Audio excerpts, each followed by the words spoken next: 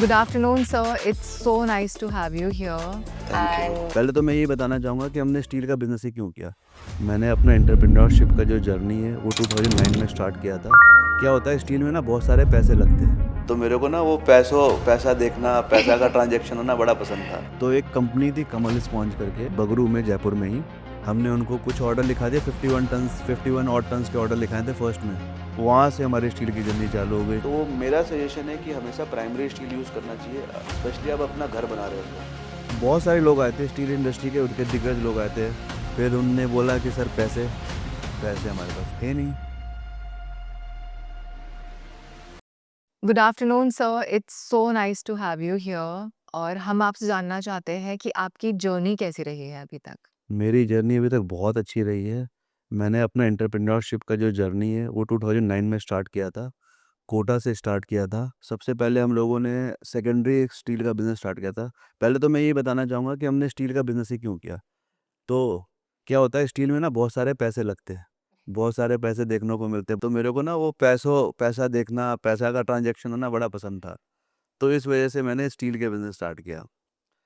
तो 2009 में जब हमने फर्स्ट टाइम स्टील का बिज़नेस स्टार्ट किया, तो एक कंपनी थी कमल स्पॉन्ज करके, बगरू में, जयपुर में ही। वहाँ पे हमने बात करके मीटिंग करी स्टील का, बात किया उनसे कि हमें स्टील का बिज़नेस स्टार्ट करना है। तो उन्होंने बोला कि भाई स्टील का बिज़नेस स्टार्ट करना है, ठीक है कर लेते हैं। उन्होंने मेरे को पूरे राजस्थान का डिस्ट्रीब्यूटर बना दिया। तो आई वाज़ वेरी ग्लैड कि मेरे को एकदम से गया, मैं एकदम छोटा बच्चा सा था कि पूरे राजस्थान का जी आप लोग डिस्ट्रीब्यूशन कर लो, ठीक है। हमने उनको कुछ ऑर्डर लिखा दिए 51 ऑड टन्स के ऑर्डर लिखाए थे फर्स्ट में। फिर उन्होंने बोला कि सर पैसे हमारे पास थे नहीं। फिर कैसे होगा? हमने ऑर्डर लिखा दिया, मटेरियल भेजना, ऑर्डर ले लिया सामने से, मटेरियल भेजना था हमें। फिर मैंने अपने फ़ादर को फ़ोन किया। मेरे फ़ादर ने मेरे को सपोर्ट किया, मेरे को उन्होंने 15 लाख रुपीस भेजी उस समय। और वहाँ से हमारी स्टील की जर्नी चालू हो गई। 15 लाख रुपीस दिया स्टील प्लांट को, उन्होंने मटेरियल भेजा। फिर वही पैसा स्टार्ट से घूमता रहा।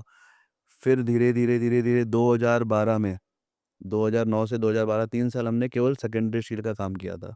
उसके बाद 2012 में हम लोगों ने जिंदल स्टील का डिस्ट्रीब्यूशन मिला। अगेन जब जिंदल स्टील के डिस्ट्रीब्यूशन के लिए हम लोग गए, तो हमारा इंटरव्यू हो रहा था, ऐसे ही इंटरव्यू हो रहा था। तो वहाँ पे मेरे को अच्छे से याद है, आज जो कंपनी के वाइस चेयरमैन हैं वो बैठे हुए थे, कंपनी के कुछ सीनियर अधिकारी बैठे हुए थे। वो मेरे से पूछ रहे थे तुम तो बच्चे हो, तुम कहाँ से स्टील बेचोगे? तो मैंने कहा सर मैं बेच लूँगा, आप मेरे को अपॉर्चुनिटी दो। बहुत सारे लोग आए थे स्टील इंडस्ट्री के, दिग्गज लोग आए थे, क्योंकि जिंदल स्टील एक बहुत बड़ा ब्रांड है, उसका डिस्ट्रीब्यूशनशिप हमने मिला। पर कंपनी ने हमें सेलेक्ट किया। आई डोंट नो कंपनी को क्या समझ में आया हमारे को देख के, बट कंपनी ने हमें सेलेक्ट किया और सेलेक्ट कर लिया, फाइनल हो गया। हम आ गए वापस जयपुर। उसके बाद कंपनी का फ़ोन आता है, कह रहा हमें तुमने सेलेक्ट तो कर लिया है, क्या तुम काम कर पाओगे? हमें डर लग रहा है अपने डिसीजन पे कि हमने गलत डिसीजन तो नहीं ले लिया। तो उस समय जब हमें कंपनी ने सेलेक्ट किया, हमने बोला सर 3 महीना दो, 3 महीने के बाद बात करते हैं गलत डिसीजन लिया कि नहीं। उसके बाद हम लोग लगातार 4 से 5 साल पूरे इंडिया के बेस्ट डिस्ट्रीब्यूटर थे। नॉट ओनली राजस्थान या आस-पास, पूरे इंडिया के बेस्ट डिस्ट्रीब्यूटर थे। तो भगवान की कृपा रही, उनकी ब्लेसिंग्स थी।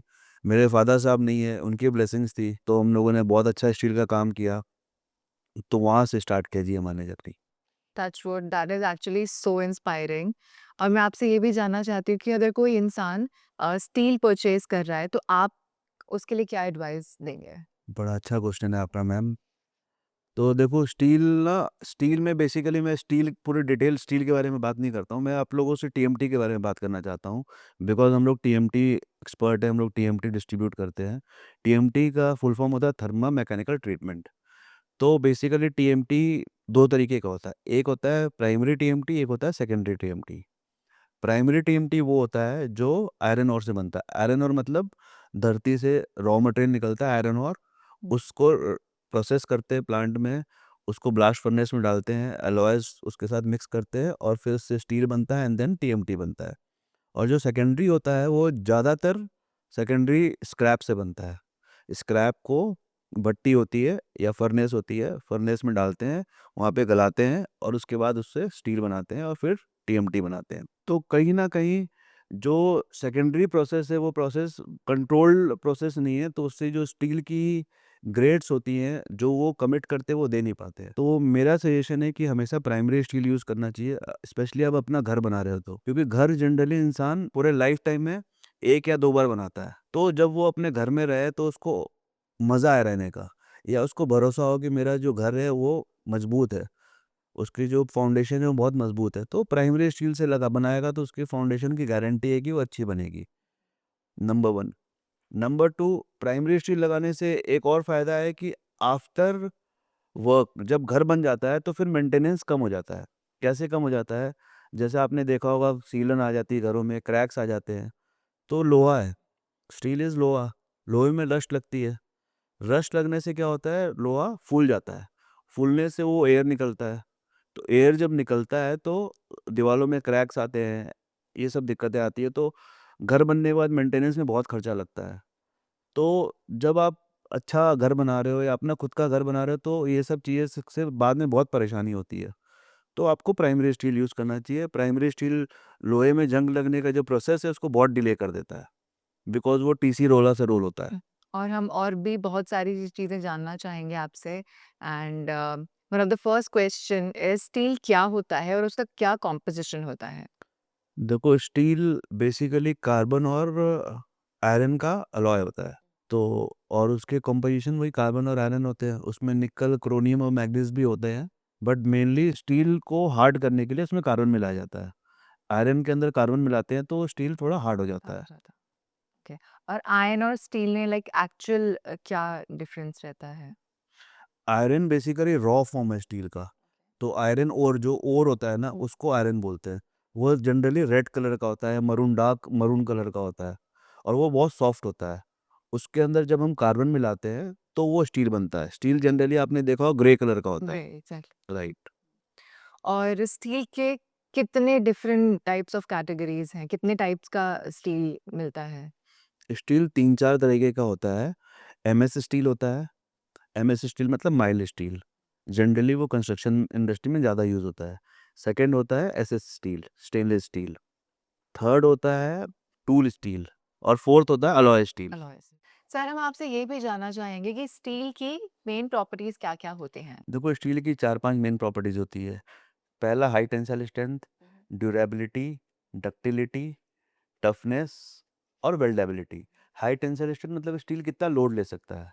ड्यूरेबिलिटी मतलब स्टील कितने टाइम तक ड्यूरेबल रहता है। डक्टिलिटी मतलब बिना टूटे बेंड बेंड हो सकता है। फोर्थ मैंने बताया था आपको वेल्डेबिलिटी की, स्टील जनरली वेल्ड हो सकता है। फिफ्थ मैंने बताया था टफनेस, वो कितना शॉक अब्जॉर्व कर सकता है। तो इस तरह से जनरली 5 स्टील की स्ट्रेंथ होती है। आपके अकॉर्डिंग डक्टिलिटी और हार्डनेस में क्या डिफरेंस है? देखो मैम, डक्टिलिटी का मतलब स्टील में कितना फ्लो है, मतलब स्टील रबड़ के जैसा होता है बेसिकली। तो डक्टिलिटी मतलब स्टील को जैसे टीएमटी उसको बेंड करते हैं तो टूटता नहीं है। अगर वो डक्टाइल है तो वो टूटेगा नहीं, अगर वो टूट जाएगा तो वो अच्छा स्टील नहीं है, उसमें क्रैक्स आ जाएंगे तो अच्छा स्टील नहीं है। हार्डनेस आपने पूछा, हार्डनेस मतलब स्टील के अंदर कितनी स्ट्रेंथ है। स्टील में जितना स्ट्रेंथ डालेंगे उसकी डक्टिलिटी उतनी कम होगी।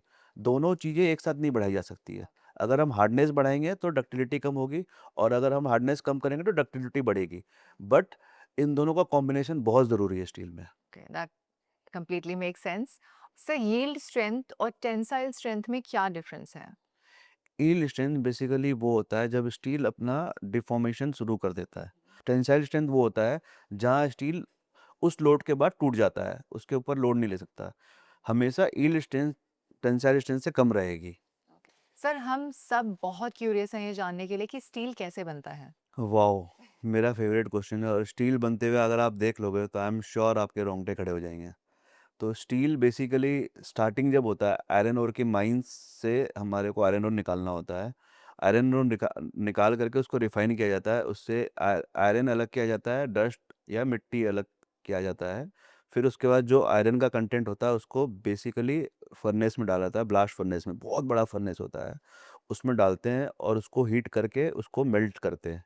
मेल्ट करने के बाद उसमें अलॉयज़ मिलाया जाता है, अलॉयज़ मिला करके फिर उससे स्टील बनता है। ओके। आपने भी ब्लास्ट फर्नेस मेंशन किया, आप हमें प्लीज़ बताना चाहेंगे कि ये क्या होता है? ब्लास्ट फर्नेस बेसिकली अगर हम देखें तो कुकर जैसा होता है। हमारे घर में कुकर होता है तो वो उसका एक बड़ा शेप होता है जिसके अंदर आयरन और कोक एंड लाइमस्टोन मिला करके स्टील बनाते हैं। ओके। कार्बन का रोल स्टील में कितना इम्पोर्टेंट है? कार्बन के बिना स्टील बन ही नहीं सकता। आयरन को स्ट्रेंथ देता है कार्बन। तो स्टील में जब कार्बन मिलाते हैं तो स्टील की स्ट्रेंथ आती है और स्टील में हार्डनेस आती है। ओके, और ये हीट ट्रीटमेंट क्या होता है? हीट ट्रीटमेंट बेसिकली जब स्टील बनाते हैं ना, तो उसको हीट किया जाता है। ब्लास्ट फर्नेस में स्टील में आयरन ओर डलता है, एलॉयज डलते हैं और उसको हीट करके और उसको फिर मेल्ट किया जाता है। मेल्ट करने के बाद वो उससे स्टील बनता है। सर, हीट ट्रीटमेंट क्या होता है?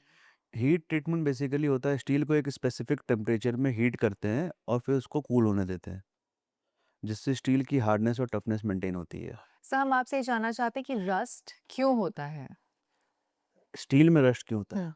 तो सबसे पहले तो आपको ये जानना ज़रूरी है कि स्टील का सबसे बड़ा दुश्मन उसका खुद का रस्ट है। स्टील में रस्ट इसलिए होता है, जब वो वाटर से कॉन्टैक्ट में आता है तो एक केमिकल रिएक्शन होता है।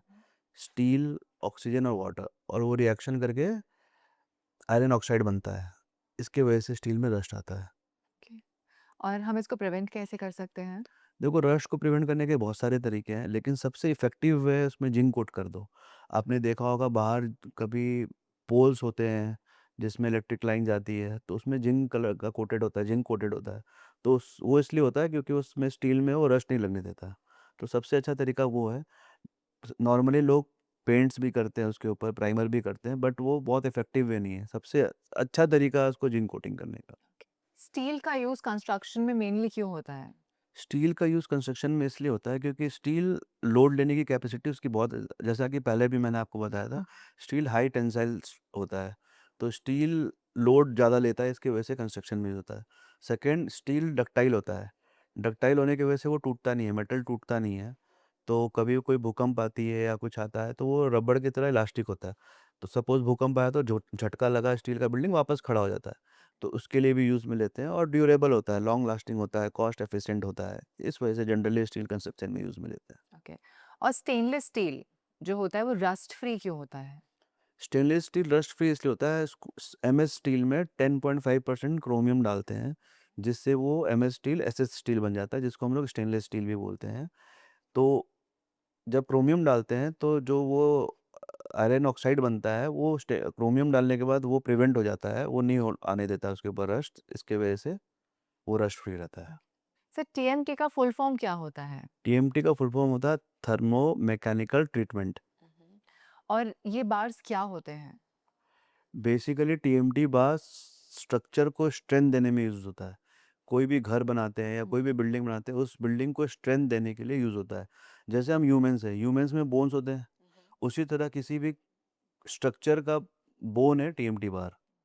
तो बेसिकली स्ट्रक्चर देने में काम में आता है टीएमटी बार। सर, ये जो टीएमटी बार्स होते हैं इनके ग्रेड्स कौन कौन से होते हैं? अच्छा, आपको पता है ग्रेड्स भी होते हैं इसमें? इंटरेस्टिंग, आपने बड़ा रिसर्च करके आप आए हो आज। थोड़ी बहुत। तो देखो, 4-5 ग्रेड्स होते हैं। पहले के ज़माना में यूज़ होता था 415 ग्रेड। आजकल 500 ग्रेड, 550 ग्रेड, 600 ग्रेड्स तक स्टील बनाने लगे हम लोग इंडिया में। बट जो इंडिया में कॉमनली यूज़ होता है वो 550 ग्रेड होता है। 550 मतलब Fe 550, Fe मतलब आयरन।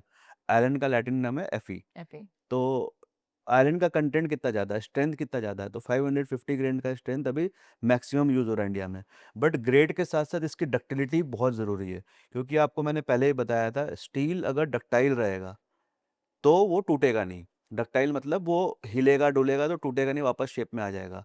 तो जो स्टील की 550 ग्रेड अभी मोस्ट कॉमनली यूज़्ड है इंडिया में, और वो सबसे बेस्ट क्वालिटी का स्टील होता है, या उस ग्रेड का स्टील, सबसे बेस्ट ग्रेड का स्टील अभी इंडिया में यूज़ कर सकते हैं। अभी आजकल सीआरएस ग्रेड भी आने लगा, जिससे कोरोजन नहीं लगता, रस्ट नहीं लगता, जो स्टील का सबसे बड़ा दुश्मन है। तो वो भी आजकल देखा जा रहा है, काफ़ी लोग कंस्ट्रक्शन में यूज़ कर रहे हैं। स्पेशली जहाँ पे ओशियन है या वाटर है, जहाँ पे रस्ट लगने की ज़्यादा ह्यूमिडिटी। ह्यूमिडिटी है, जहाँ पे ज़्यादा रस्ट लगता है, वहाँ पे सीआरएस ग्रेड का मटेरियल यूज़ होता है। सर, कौन सा ग्रेड रेजिडेंशियल कंस्ट्रक्शन के लिए बेस्ट है अकॉर्डिंग टू यू? तो वो इंडिया में आज की डेट में 550 ग्रेड का स्टील ईज़िली मिल जाता है। तो मेरे ख्याल से इंडिया में अगर आप कंस्ट्रक्शन कर रहे हो तो 550 ग्रेड का स्टील अच्छा होता है। बट उसके साथ-साथ ये ध्यान रखना बहुत ज़रूरी है कि वो डक्टाइल हो, 550 डी हो। तो मेरे हिसाब से 550 डी आज की डेट में घर बनाने के लिए बेस्ट स्टील है। से टीएमटी बार्स अर्थक्वेक रेजिस्टेंस कैसे देते हैं? तो टीएमटी बार्स डक्टाइल होते हैं। आपको बताया था 550 डी यूज़ करना चाहिए, डी मतलब डक्टिलिटी। तो टीएमटी डक्टाइल होता है, तो अर्थक्वेक जब आता है ना तो बिल्डिंग मूव करता है, अपने शेप को छोड़ता है, मूव करता है। तो जब बिल्डिंग मूव करता है, कोई भी स्ट्रक्चर मूव करता है तो उसमें क्रैक आने का डर होता है।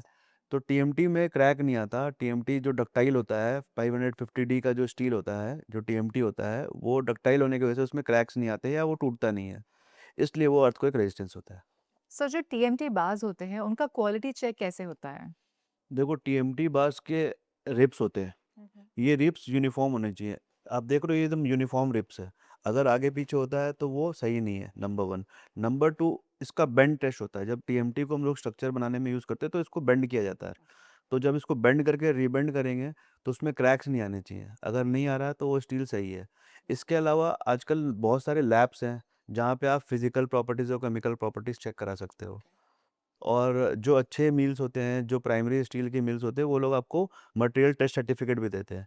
तो इन सारे प्रोसेस को फॉलो करके आप क्वालिटी चेक करा सकते हो। सर साइड पे जो टीएमटी बार्स होते हैं उनको किस तरह स्टोर करना चाहिए? जैसे आपको पता है कि टीएमटी बार में रस्ट लगता है, लोहा है, लोहे में रस्ट लगता है। तो रस्ट से प्रिवेंट अगर हम उसको ज़मीन पे रख देंगे तो ज़मीन में नमी रहती है, जिससे वो रस्ट जल्दी लगेगा। तो हमें वहाँ पे कोई स्लीपर रखना चाहिए या कोई वुडन स्लीपर या कोई चीज़ रखना चाहिए, उसके ऊपर रख कर के स्टोर करना चाहिए। और अगर पॉसिबल हो तो उसको प्लास्टिक से या किसी तिरपाल से ढक के रखना चाहिए, जिससे वो रस्ट ना लगे। सर जो स्टील होता है वो आपके अकॉर्डिंग ब्रिटल कब होना स्टार्ट कर देता है? देखो जब स्टील में ना कार्बन कंटेंट बढ़ जाता है, तब वो ब्रिटल होता है। सेकंड, जब स्टील बहुत ठंडे टेम्परेचर में पहुँचता है, तब वो भी कमज़ोर होने लगता है, ब्रिटल होने लगता है। इसका आपको बहुत अच्छा एग्ज़ाम्पल देता हूँ, जिससे आप इसको अच्छे से समझ जाओगे। टाइटैनिक क्यों डूबा? जो कभी ना डूबने वाला जहाज़ था, वो इसलिए डूबा क्योंकि वो बहुत ठंडे टेम्परेचर में स्टील कमज़ोर हो गया था और अच्छा डिज़ाइन नहीं था, उसकी वजह से वो टूट गया 2 हिस्सों में और वो डूब गया। सर ग्रे गोल्ड सीमेंट क्या होता है?